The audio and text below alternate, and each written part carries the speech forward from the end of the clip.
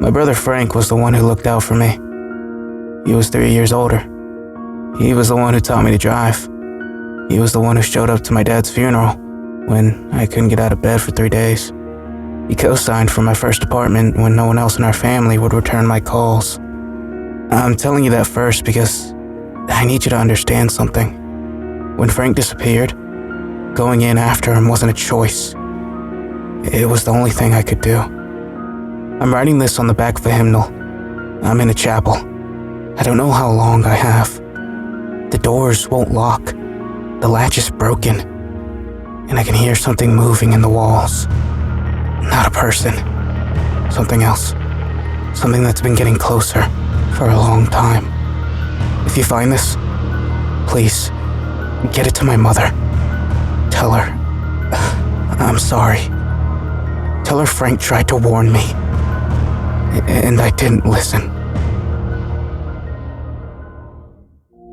It started with a letter. I should explain how Frank ended up at Mount Massive in the first place.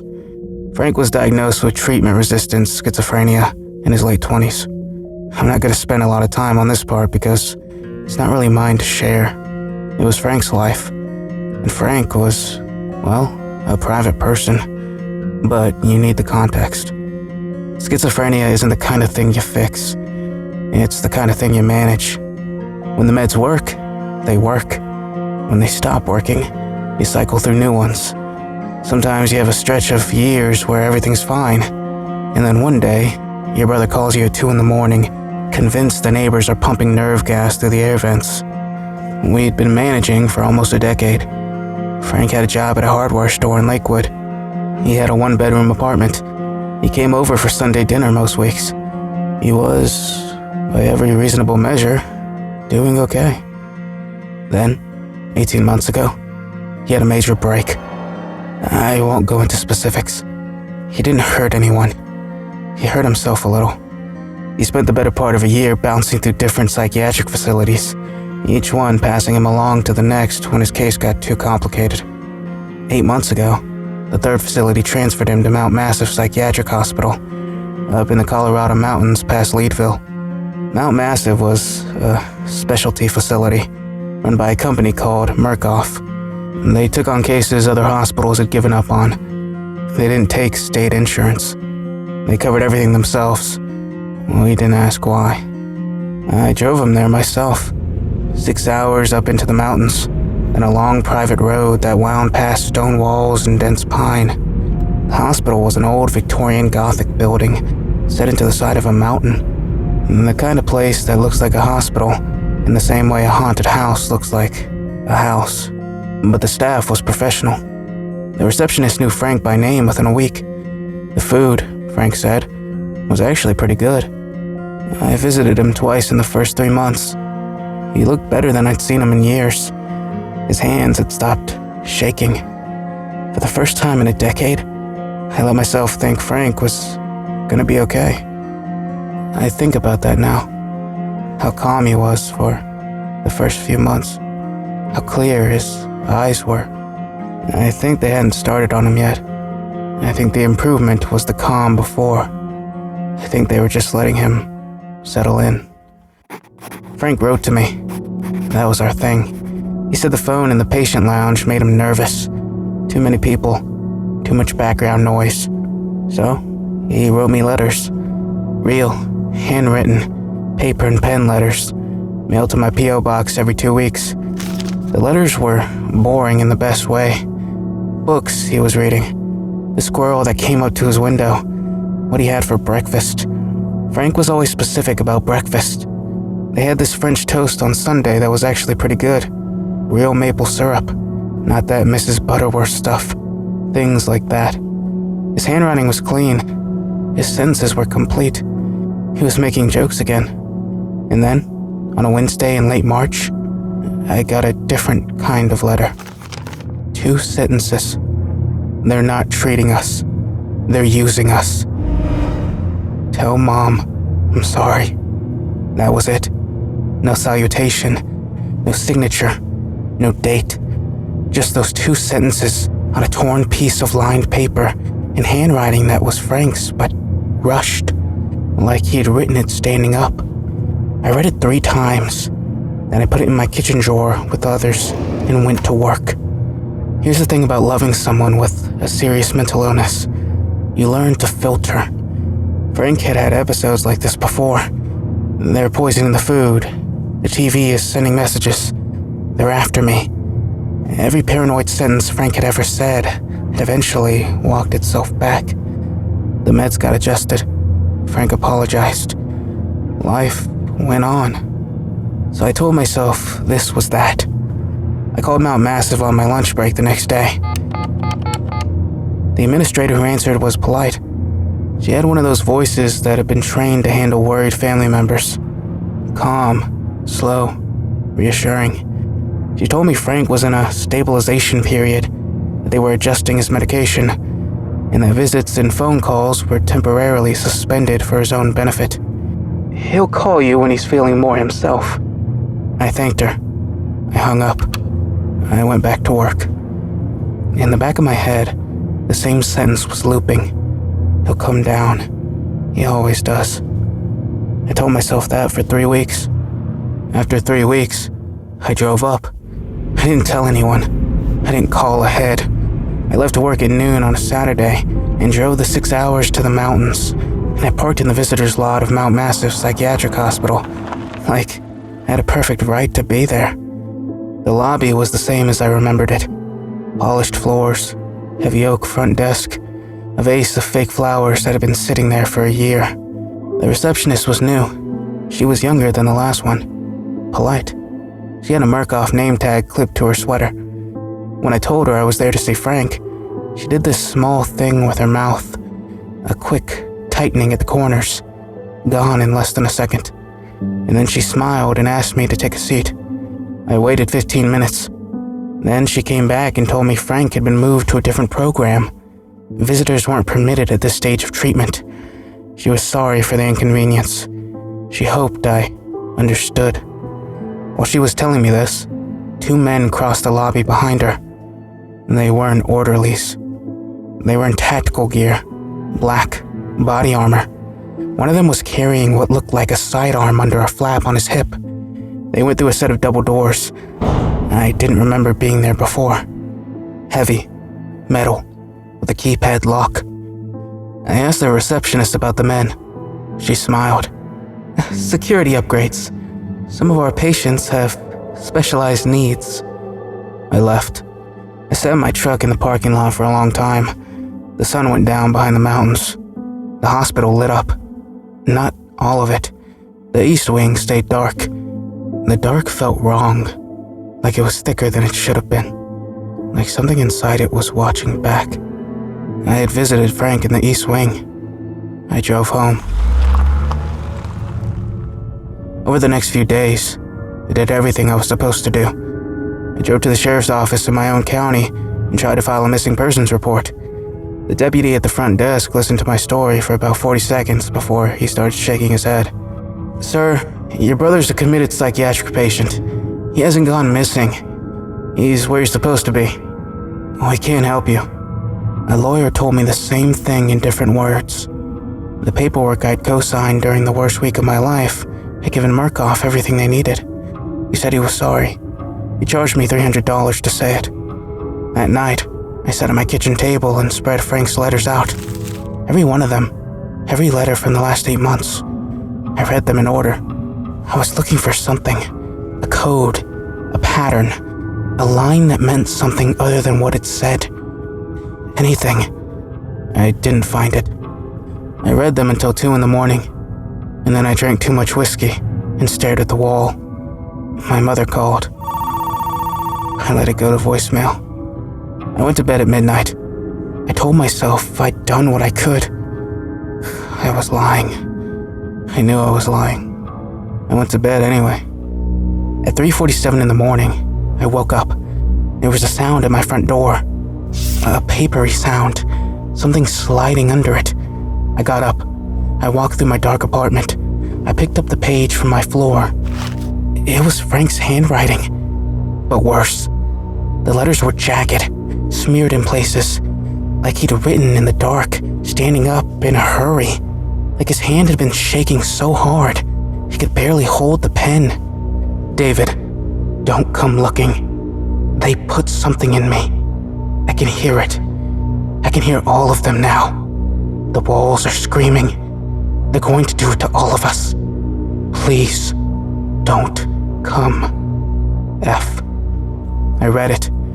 I read it again. Then, I yanked open my front door. The hallway was empty. I ran to the stairs. I checked the parking lot. I checked the laundry room and the mailbox bank in the dumpster area. I knocked on my downstairs neighbor's door. She was a nurse who worked nights. I knew she'd be awake, and I asked her if she'd seen anyone come into the building in the last hour. She hadn't. I went back to my apartment and stood in my kitchen and looked at the page. I tried to think rationally. Frank was committed. Frank was in a locked facility 6 hours away. There was no way Frank had driven to Denver in the middle of the night just to slip me a note under my door. It wasn't possible. It wasn't. But there was Frank's handwriting. I started packing. I drove through the night. I got to Mount Massive at dawn. The first wrong thing was the gate. The gate was open. The second wrong thing was the parking lot. There were no cars in the staff section. The visitor lot had 3 cars in it, all of them with frost on the windshields. They'd been there overnight. I parked, got out. I walked up to the front entrance. The lobby door was unlocked. It swung open when I pushed it. Inside, the lobby lights were flickering, and the emergency strip lighting along the floor was on. The receptionist's chair, the one the new young woman had been sitting in 3 weeks ago, was on its side. There was a smear of blood across the front of the oak desk. Not a drop. A smear. Like something had been dragged across it. I should have left. I'm telling you that now because I want it on record. I knew. I knew. And I went in anyway. It was my brother. I walked deeper into the building. Something else was in the building with me. I knew that immediately. I couldn't have told you how I knew. The air felt wrong. Not just cold, but heavier somehow. Like something nearby was breathing. And I just couldn't see it. I passed an open door on my left. I shouldn't have looked. I looked anyway. It was a treatment room. Or it had been one. There was a chair bolted to the floor in the middle of the room, with thick leather restraints at the wrists and ankles, and one across the forehead. A bank of monitors against the far wall, all of them dark now. A long metal cart with surgical instruments laid out neatly. IV stands. Something that looked like a dental drill, but bigger. There was dried blood pooled under the chair. A lot of it. Whatever they had been doing here, it wasn't psychiatry. I kept walking. The hallways were wrong. Patient room doors were open. Some of them had blood on the inside of the doors, not the outside. Like someone had tried to claw their way out from within the room. I passed a fire emergency cabinet. The glass was smashed. There was a fire axe inside. I took it. I didn't think about why. Somewhere far down the hallway, I could hear screaming. I couldn't tell if it was pain or laughter. I couldn't tell if it was one voice or 3. I kept calling Frank's name. Frank. Frank. It's me. It's David. I passed an open day room. There was a man inside.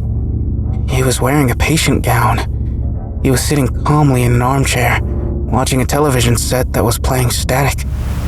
He looked perfectly content. There was something in his lap. He was holding it the way you hold a small dog. Both hands, gentle, almost tender. I didn't look long enough to know what it was. I knew that if I looked, I'd see it for the rest of my life. The seated patient turned his head and looked up at me. His eyes were focused, lucid. He smiled at me politely, the way you smile at a stranger in an elevator. Then, he turned back to the television. I kept walking. I went down a stairwell. The walls of the stairwell were wet. I didn't want to know with what. I found Frank's old room. The bed was empty. The bed was bolted to the floor. The walls had writing on them, written in something dark, dragged across the plaster in long, frantic strokes. The same 2 sentences, over and over, floor to ceiling. The walls are screaming. The walls are screaming. The walls are screaming. That was Frank's handwriting. I heard a sound behind me. I turned around. A figure stood at the end of the hallway. Tall, bald. The skin of the head was cracked and pale, like dried mud. The mouth was pulled back into a wide, grinning shape, pulled back unnaturally by something glinting at the corners. Wire. Surgical wire. Stitched through the lips. The figure's eyes were on me. I almost ran. The figure said my name. David. It was Frank's voice. I should have run. I really should have. But it was Frank's voice. Frank's. And there's no version of me that hears Frank's voice in the dark and runs the other way. I walked toward him, slowly. I held the axe in one hand, down at my side, and I held my other hand up, palm out, the way you'd approach a horse that's been spooked. Frank, it's me. We're going home. Come on, we're going home now. He didn't move. He let me get close. I could smell him from 10 feet away. Antiseptic and copper, and something else, something chemical that I couldn't name. I stopped about 6 feet from him. The axe was heavy in my hand. I didn't even remember picking it up. Frank, I said. It's me. You know me. His head tilted. The wire creaked when he moved his jaw. Then he said, You broke my arm. I went cold. When we were kids, I was 9. Frank was 12. We'd been climbing the oak tree in our backyard, and I'd fallen and grabbed his arm on the way down. I'd snapped it at the elbow. Spiral fracture. Frank had screamed for her dad, and her dad had come running. And Frank, with the bone bent the wrong way under his shirt, had told Dad that he'd fallen on his own. He protected me. I was 9. I cried for a week. Frank had brought it up exactly twice in 26 years. Once at my wedding, drunk, as a toast, and once at our father's funeral, as a way of telling me that some things only get carried by family. It was him. He was in there. Frank, I said. My voice broke. Frank, I'm so sorry. I'm sorry I didn't come sooner. He stared at me. Tired. So tired. They're inside me, he said. They're inside all of us. I can hear what they want. What do they want? They want to wear us. Then something passed through the hallway. I don't know how to describe it. It wasn't a sound exactly. It was a pressure shift, a drop in temperature, a black smoke that wasn't smoke, that I could see only in the corners of my vision, never directly. A whispering that wasn't in the air. The whispering was inside my skull. It was a single voice trying to be 1,000 at once. A voice that wasn't sure how many people it used to be, and it didn't want Frank. I understood that immediately. It wanted me.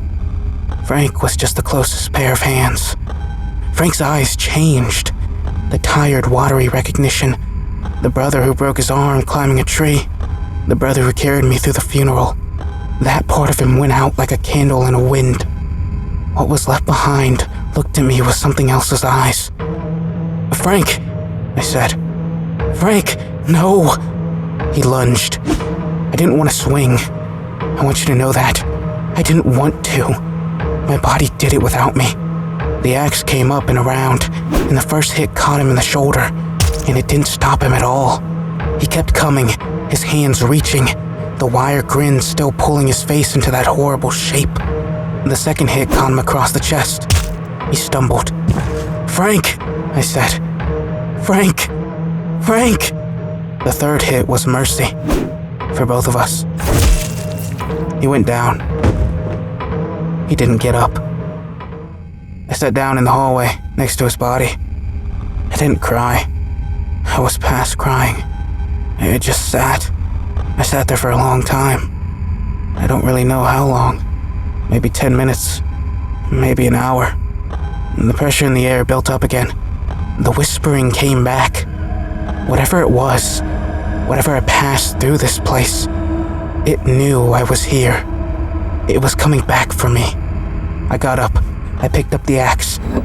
I started looking for a way out. I couldn't find one. I'm in the chapel now. I don't know how I got here. I've been walking for hours. The hallways aren't where they were when I came in. Either they've moved or I stopped being able to tell where I am. 10 pews, a cross, no light from the windows. The doors won't lock. The latch is broken. I shoved a pew against them, but the pew isn't heavy enough. I knew that when I shoved it. The lights are dimming. The whole building is dimming. I think the generator's failing. Or I think the thing in the walls is taking the lights. I don't know. I'm writing this on the back of a hymnal. There's a stub pencil in the donation box. I don't know if anyone's gonna find this. I don't even know if it matters. Frank was the one who looked out for me. He was 3 years older. He was the one who taught me to drive. He was the one who came to the funeral. He told me not to come. I should have listened. That pressure's back. I can feel it in my teeth. The whispering's louder now. It's not in any language, but I understand it. It's been saying my name for the last 20 minutes. The pew just moved. The doors are